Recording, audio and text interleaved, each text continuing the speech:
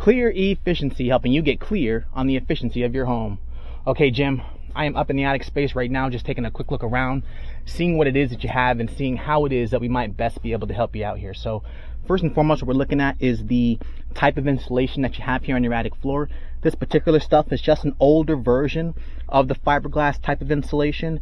If we were to put it directly on our skins, it would still have that irritational factor to it. However, its ability to insulate and then spread out on the attic floor to get you insulated, it's going to be pretty much the exact same as the new stuff. But like I mentioned to you, the new stuff is non-toxic, non-itch, and non-dust. Okay, so it's the newest version of the fiberglass, okay, still created by Owens Corning. That brings me to my second point, which is your levels. You do have some fluctuation, but you are very low in comparison to code. So right on over here, you actually have no insulation. It's down to absolute zero, but right in the back, it's kind of piled up to about an 8-inch mark. On average, though, you're coming in about 2 to 3 inches in most areas here. I got a little ruler here just so you can kind of see where we're at. On average, actually right here, we're coming in underneath that 3-inch mark, and a lot of areas are the exact same way, and we can see right down to the wooden beams. We can see right down to the joist, okay? Just to put that in perspective, for you, that's coming in right around an R5, okay? R5. Just to put that in perspective, bare minimum code right now, all new homes are being built at R38, 13.25 inches. That's right here. And then the very most insulation that you'd put in the home for the maximum effect is 20 inches at R60. Anything above this is what we call diminishing returns, which means you can double up to 40 inches. It won't provide you any more value than it will right here at this 20. But at the very least, we certainly want to get you the code, okay? So pretty simple on that, okay? Now, insulation is done in increments. So the smallest increment is R19. The next is R30, R38, so on and so forth. Where you're at right now with the R5, okay? If I came in here and I blew the increment of R30 over the top of your existing R5, that's R35, and you're still not at code, okay? You are so low on insulation, so low, that we have to blow code just to get you to code, okay? Obviously, by doing this, there'll be a night and day difference for your HVAC unit. It's obviously going to run less.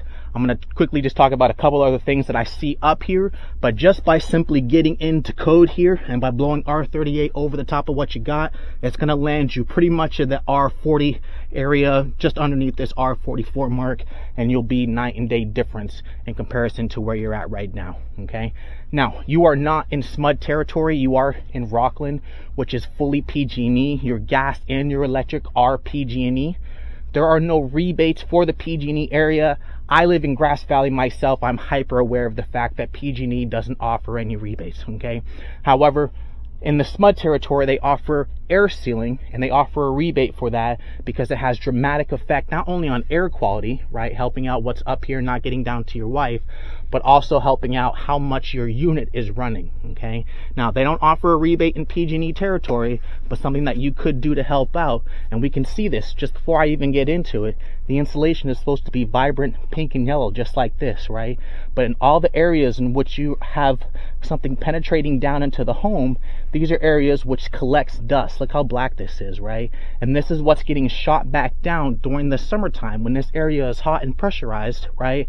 This dust gets sent right back down into the home, and then you're left breathing that in, right? We didn't ask you if anyone in the home had any allergies. You mentioned that your wife did go into some sneezing fits, but these would be the direct result, right? And so again, you're not in an area where they offer the rebate. However, in those areas, they offer a $3,000 rebate to come around to all these areas of penetration and then seal them up. And that's not just areas where the ductwork meets the attic floor. That's going to be can lights. That's going to be wiring. That's going to be plumbing. One that's often overlooked is this guy right here, which is an interior wall, right? A lot of temperature and dust still travel down through this as well, and then the HVAC unit has to kick on to offset that. So again, this would be an area that would be sealed up with the expandable spray foam, okay? So those are two things that I've looked at right now. I know you had mentioned you're wanting to have the HVAC unit run less. So before I get out of here, I'm just going to talk about one last thing. I know the main thing is insulation, but just so that you have an understanding of what's happening up here, want to quickly break it down for you. So like I mentioned, no rebates for you. Can't stress that enough, okay? But in the areas which they do have rebates, It's a three. They look at insulation, they look at air seal, and they look at ducts, okay? And that's the tubing that travels the air and what you pay for, okay? So this is a direct tie to your HVAC unit and how much it's actually running. So just to point out two things, you don't have to try to come up to what the rebate requirements are. Just to put it in perspective though, they don't give out that rebate just for anything. They require your ducts to be at a certain level of efficiency. That threshold is R6. I'm going to take a photo of it because I know that this glare might be hard to see here, but all your silver ducts are rated at R4.2, okay? So they're not quite at that level of R6, but they are much better than these ducts right here, which are the original to the home. So in these areas right here, you're going to have your HVAC unit is going to have to work harder to offset these rooms, not just because you're exceptionally low on insulation, right? But also because these ducts are metal tube, okay? And they're going to attract heat. There's a reason why we cook with metal. So these tubes are going to heat up more. And when you're trying to pay for that AC, that cold air, you're going to have to compensate for that. So these tubes are going to be more inefficient than these R4.2s over here, okay? So just so you understand that. And last but not least is the plenum box. So this is the box that mixes all the air, okay? Again, you're not in SMUD. But if we were in SMUD and we were qualifying for their rebate, we could do everything perfect. Everything perfect, and they wouldn't give us the rebate if we still had this box here, okay?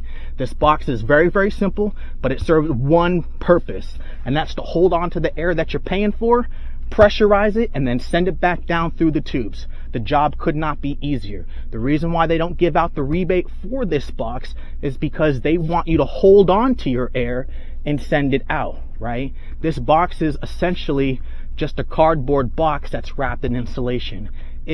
It can't pressurize, right? It's a cardboard box. Yes, you can fill it full of air, but at some point the material can't hold on to that air, and then it starts leaking. And these things leak like a sieve. So they know that in those areas, by just changing these out for the sheet metal version, you're going to hold on to a lot more air, not wasting your temperature, and a lot less heat is being mixed into the box. Therefore, your HVAC unit does not have to run nearly as much, okay? So as I see it here, Jim, I see a few different options here for you.